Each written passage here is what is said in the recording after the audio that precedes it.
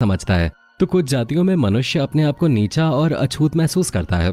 लेकिन जब मानव माँ के पेट से जन्म लेता है तो उसके माथे पे ये नहीं लिखा होता कि वो किस जाति से संबंध रखता है। ऐसे में आज हम आपको एक ऐसे वंश के बारे में बताने जा रहे हैं जिसका नाम न तो हमारे इतिहास में कभी लिखा गया था और न इस नाम की कोई जाति थे।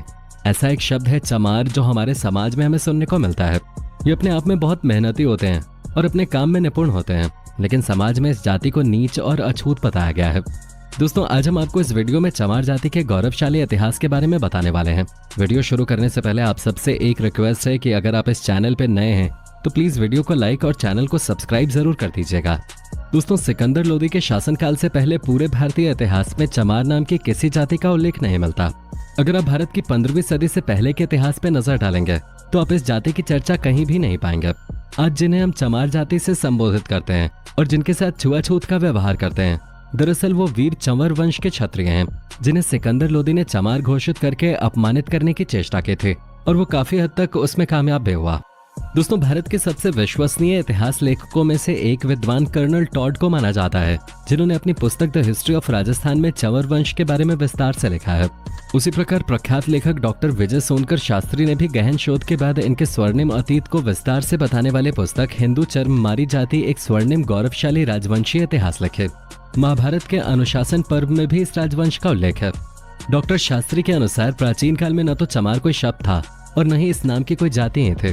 इसी के बारे में अर्बनाइजेशन की लेखिका डॉक्टर हमीदा खातून लिखते हैं कि मध्यकालीन इस्लामी शासन से पहले भारत में चर्म एवं सफाई कर्म के लिए किसी विशेष जाति का एक भी उल्लेख नहीं मिलता है।